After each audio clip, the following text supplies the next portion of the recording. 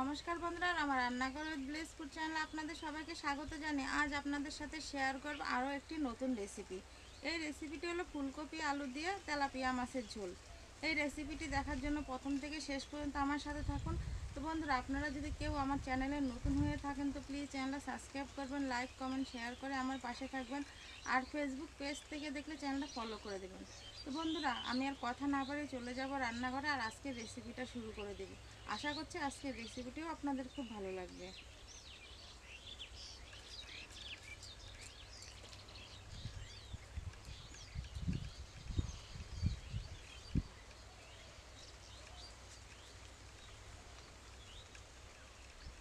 ফুলকপি আর তেলাপিয়া মাছের ঝোল রান্না করার জন্য প্রথমে ফুলকপি আর আমি তেলাপিয়া মাছটা কেটে নেব।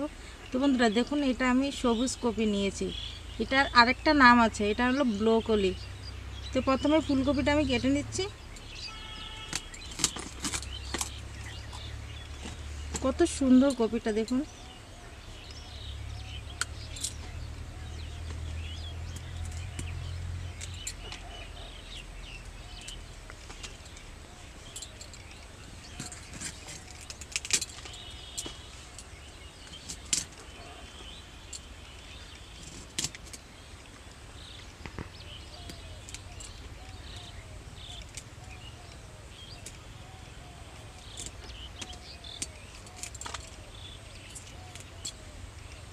এই কপির শক্ত ভাবটা ফেলে দিতে হবে, নাহলে কপিটা সিদ্ধ হয় না, একটা শক্ত শক্ত ভাব থাকে,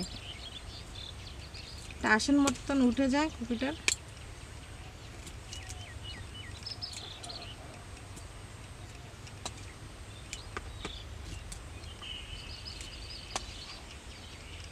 আমার এই ব্রোকলিটা কাটা হয়ে গেছে, এবার আমি মাছটা কেটে নেব। দেখুন তেলাপিয়া মাছটার সাইজ কত বড় বড়।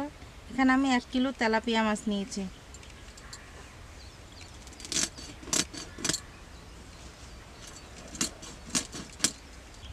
মাছটার সাইডের পাখনাগুলো ফেলে দিয়েছি, এবার আমি আঁশটা ছাড়িয়ে নিচ্ছি।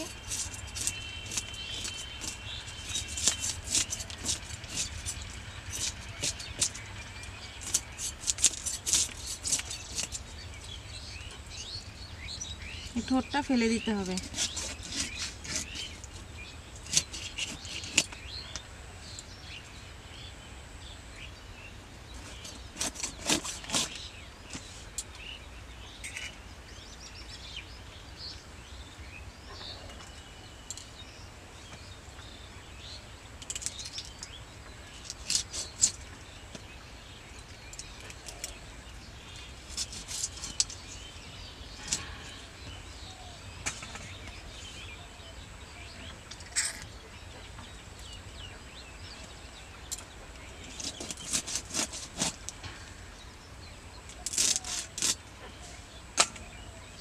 সেম ভাবে আমি এই মাছটাও কেটে নিব।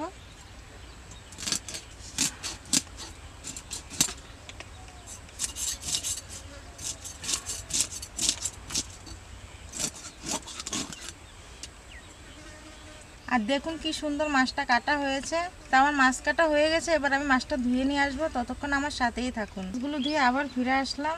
মাছ ধুয়ে দেখি আমার ভাই চলে আসলো রান্নাঘরে। আজকে ভাই মশলাগুলো করে দিবে। এই তেলাপিয়া মাছটা রান্না করার জন্য কী কী উপকরণ নিয়েছি দেখুন। নিয়েছি ব্রোকলি, আদা কুচি, কাঁচা লঙ্কা, ধনেপাতা কুচি, পেঁয়াজ কুচি, টমেটো কুচি, দুটো আলু নিয়েছি, আর এদিকটা নিয়েছি গোটা জিরা, কালো জিরা, এলাচ, দারচিনি, হলুদ, লবণ, সরিষার তেল, পোস্ত, আর নিয়েছি শুকনো লঙ্কা। তো ভাই গোটা মশলাগুলো বেটে নেবে, ততক্ষণ উনান ধরিয়ে আমি ফুলকপিটা একটু আগে ভাপিয়ে নিতে হবে। কপিটা ভাপানোর জন্য আমি উনানটা ধরিয়ে নিয়েছি। কড়াইতে আমি এখন জল দিয়ে দিব। জল কোথায় ভাই? এই যে জল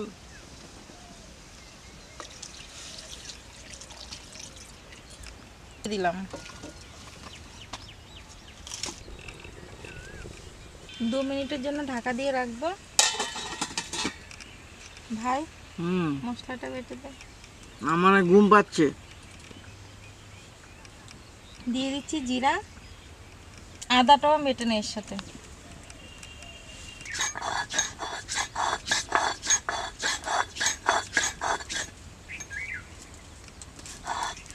আমার কপালে শেষ পর্যন্ত এই পাটা পুঁতে মনে থাকবো কলোনি। তুই ভালো বাটতে পারিস, তার জন্যই তো বলছি।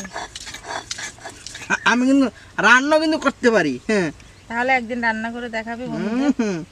আমি কিন্তু রান্নাও করতে পারি।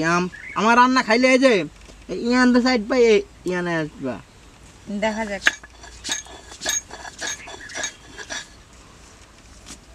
বন্ধুরা, আপনারা কে কে এই আমার ভাইয়ের রান্না খেতে চান কমেন্ট করে জানাবেন।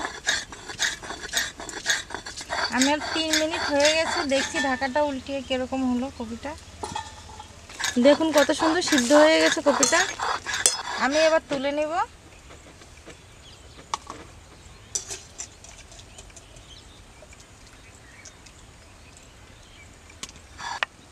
আমার কপিটা ভাপানো হয়ে গেছে, এবার মাছগুলো ভাজার জন্য কড়াই চাপিয়ে দিয়েছি। জিরা বাটা হয়ে গেছে। তাহলে এবার লঙ্কাটা একটু বেটে দে ভাই। না, কড়াইটা গরম হয়ে গেছে, মাছগুলো ভাজার জন্য সাদা তেল দিয়ে দিচ্ছি। মাছে দিয়ে দিচ্ছি একটু হলুদ, লবণ, একটু মেখে নিতে হবে হালকাভাবে।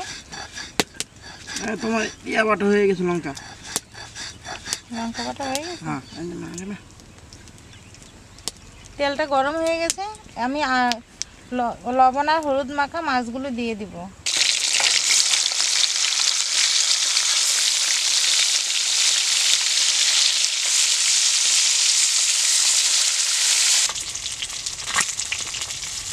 আমার 1 পিঠ ভাজা হয়ে গেছে, মাছটাকে একটু উল্টিয়ে দিব।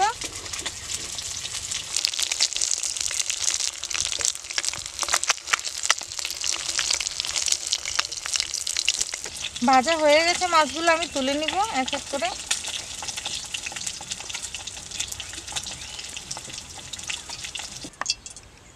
মাছগুলো রান্না করার জন্য কড়াইতে আমি আবার তেল দিয়ে দেব। দিয়ে দিচ্ছি এলাচ, দারচিনি আর কালো জিরা। দিয়ে দেব পেঁয়াজ কুচি। পেঁয়াজটা আমার একটু লাল লাল করে ভাজতে হবে, তো আমার লাল লাল করে ভাজা হয়ে গেছে। দেখুন পেঁয়াজটা কি সুন্দর ভাজা হয়ে গেছে। এর সাথে দিয়ে দেব ফুলকপি আলু।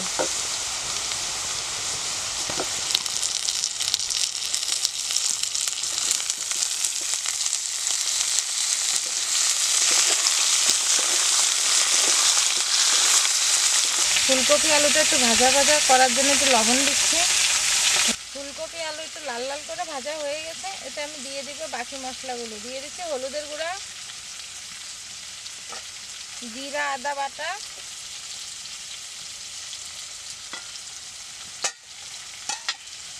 লবণ,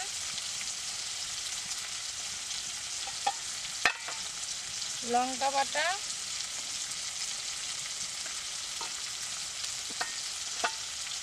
টমেটো কুচি। সবগুলো মশলা দিয়ে আমার ভালো করে কষাতে হবে।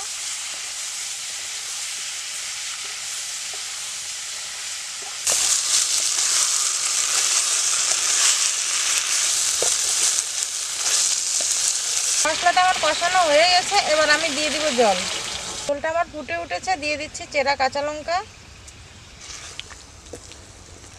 গ্রেভিটা আমার প্রায় রেডি হয়ে গেছে, এবার ভেজে রাখা মাছগুলো দিয়ে দিব এক এক করে।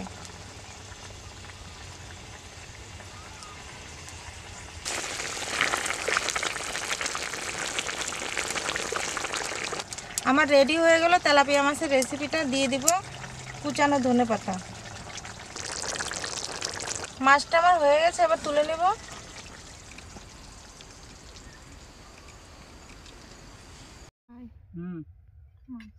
কি মাছ?